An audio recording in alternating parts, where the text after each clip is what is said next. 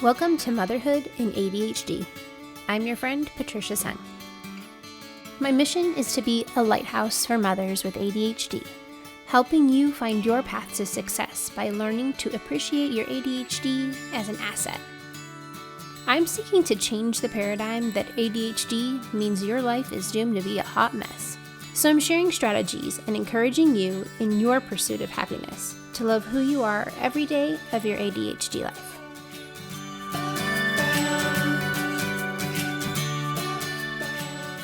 Hey there, successful mama. This is the first episode in a new series that I want to do called Take Care of Yourself. And today we're specifically talking about having me time. And I found this funny quote that made me think back to when I was working at the bank.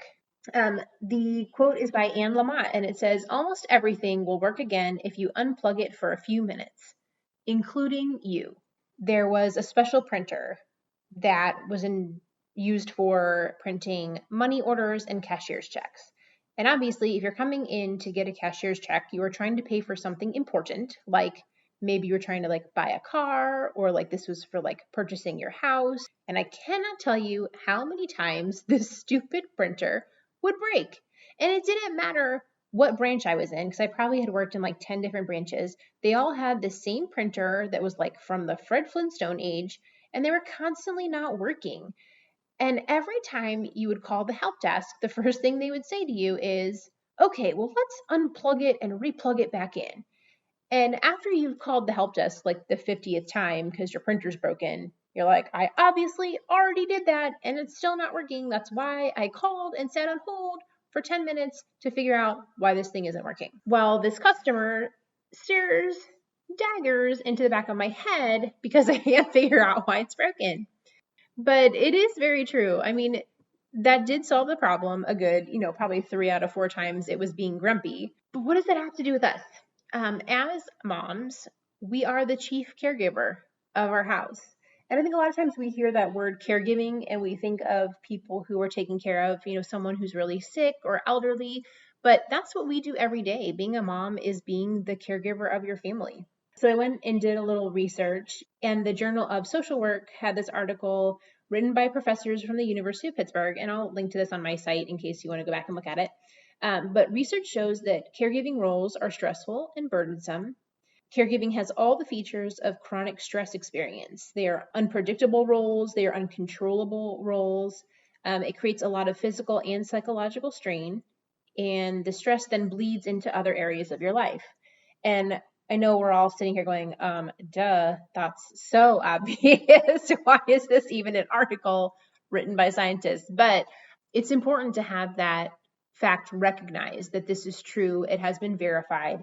Being a caregiver is stressful. And I was also just shocked that there's another study in psychotherapy and psychosomatics in the way that it affects your immune system. And being stressed as a caregiver actually changes your T cell count. I was like, wow, this isn't just, okay, emotionally I am strained, mentally I'm strained, but physically it affects your body down to your molecular level. Your cells are changing based on the stress that you're feeling. And it was interesting how they would use caregivers as a really great experiment test case because they were such textbook cases of being stressed and how that affects you. So it was ooh, okay, that's rough. We've all seen it. We know those days that we are being snippy and snappy at our kids, and we're screaming and we're feeling drained and we're feeling overwhelmed. Those are all pieces of being stressed. But nobody wakes up in the morning and being goal for today, worst mom ever. No, we want to be great caregivers for our family. We want to be the one who can solve all the problems, who can heal all the boo-boos. We want to do that for our family. But we can't do that if we are stressed and not taking care of ourselves. Self-care allows you to be the best version of yourself. That's the way that you can reduce your stress, that you can have more patience. It gives you the time to, think about life. How do you want to live on purpose? And think about like, where am I going in life? What do I want out of life? And that's the time that you're refilling your cup. I really like that phrase, and I probably should have looked it up before I started recording, but they say like, you can't pour from an empty cup. You can't feed your family and care for them and give them the love that they need if you yourself are drained and don't have any energy. It's not possible. You can't give what you don't have. And I know I'm preaching to the choir. I know we all think like, oh yeah, that sounds really great, Patricia, but how am I going to get that done? That just seems too lofty. How are we going to do that? How are we going to find space to replenish our own energy and lower our stress levels so that we can be the best mom, the best employee, the best wife? How do we do all that stuff? Well, we need to replenish ourselves. And I can't necessarily tell you what's going to work for you. Like, that activity you do that makes you say like, oh, why haven't I done this in so long? Or like, this was great. I should do this again more often. You know what those activities are for you. And I'm going to run through a few to kind of like jog your memory, but I want you to write down like 3 things. What makes you feel refreshed? Are you like sitting by yourself, bubble bath kind of person? Do you like to read? Are you artistic? Can you like paint or draw? Are you crafty? Do you like to be by yourself and like pamper yourself? Go to the spa? Are you outdoorsy? Do you want to spend some time just like going on a nature walk and being by yourself? Does exercise do that for you? Maybe if you're an extrovert, spending time with your friends, going for a coffee with one person, and having a good chat, going out dancing with your girlfriends on a Friday night. Like maybe that's what it is for you. Whatever makes you think, oh, I feel so great. I need to do this again. Those are the kind of things I want you to think about. So find at least 3 and write them down in a note. And now I'm going to break down some barriers for you because I know you're thinking, that sounds great, Patricia, but, and what are those buts? I'm sure one of them is, but what about my kids? What do I do with them? So obviously alone time isn't alone time if you're with your kids. Think about when in your day you can break away. Like after bedtime, can you sit and read a book? Hop in the bathtub? One of the ways that like when I'm having a really stressful time and my husband's gone, I'll let the kids get in the bathtub and just play for a while, and I'll sit on the floor next to the bathtub and read. I mean, don't get me wrong, I've definitely gotten pegged in the head with an octopus before, but that's a way that you can kind of just sit by yourself for a minute, even though they're there playing and you can watch them and make sure no one's going to drown, but that you can kind of step away a little bit. Obviously, the really easy way is to hire a sitter, and then you're thinking, but what about money? If you have a little girl in your neighborhood that's like in that age of like 10 to 12, like old enough to be fairly responsible, but not really old enough to babysit on her own, have them come over and be a mother's helper where she takes the kids outside to play and run them around and get all the energy out while you have an hour of quiet time in the house by yourself. You could meet a friend at a playground. If your kids are older, let them run around and you can sit and chat with your friend. If you have a newborn, unless you like literally just moved somewhere new, I promise you know at least one older lady who will come snuggle your newborn for a little bit. Like there are some women out there who are dying for some grandkids and don't have them yet, and they will snuggle your little newborn for an hour or 2 while you get out of the house. That was probably one of the greatest gifts I got when I had Elijah. Was I had a friend who would come over every Friday, and she was in school, but her kids were already older, like I know elementary, middle, and she would come over and study. Because she was a mom of 3 and already had super mom skills, she would rock him and do her studying at the same time, and I would go take a nap. Like that was the best me time at that stage in my life. Like I just needed to sleep. And so, think outside the box. Use your ADHD creativity gifts. Think about what are your choices. Put it out into the world, telling your friends like, hey, I really want to make doing some more self-care important, but I'm not sure how to overcome X hurdle. And you'd be surprised where people would throw ideas off you and be like, oh, well, have you heard about this? Or, you know what, my friend does blah, blah, blah. And you'll get these ideas from other people, but you have to be willing to be vulnerable and say, I need some sanity. Do you know of any way I could find what I need? I think one of the biggest hurdles we have to come over is, but I feel guilty for taking time away from my kids.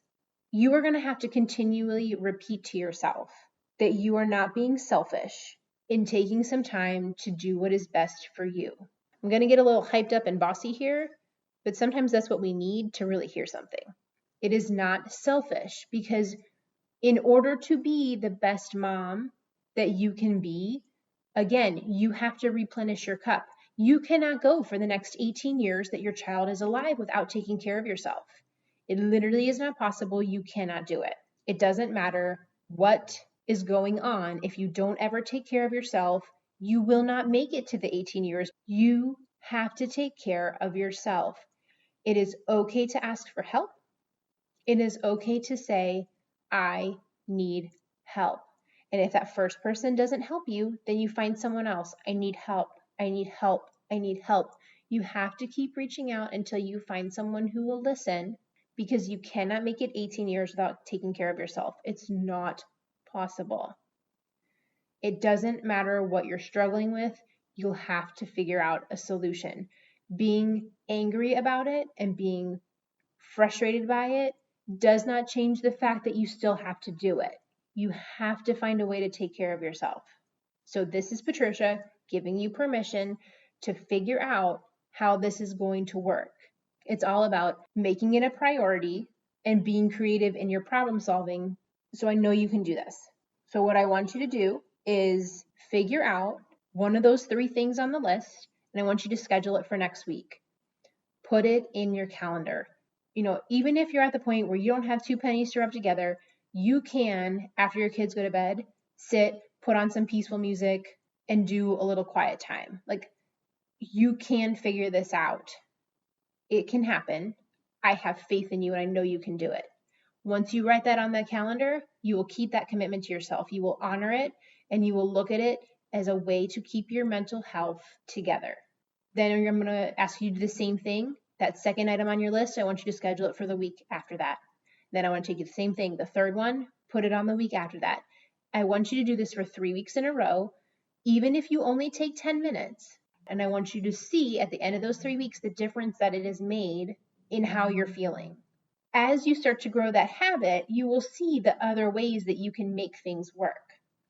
The great thing about building habits is that they get easier and easier. The more that you do them, the more that you make yourself a priority, the easier it will be to say, I know I'm super exhausted, but I'm still going to sit in the bathtub quietly for 10 minutes before bed.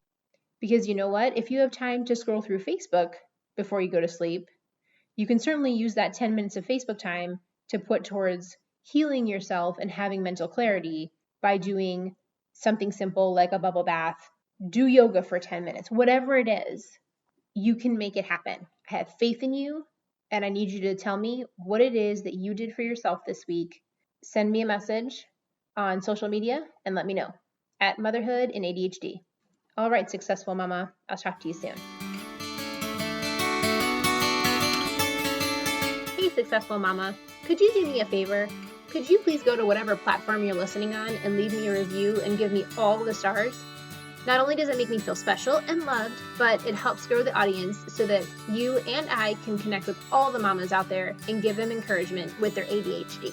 Now, if you think my podcast is totally terrible, please don't leave me a crappy review, because algorithms and things I don't understand, but I do know that it will keep my message of hope and encouragement from being spread. You're welcome to shoot me an email and vent all of your frustrations so that I can hopefully take it as constructive criticism and make this podcast even better. Thanks for helping a mama out. It takes a village. Thank you for listening to Motherhood and ADHD. For more resources, head over to our website, www.motherhoodandadhd.com.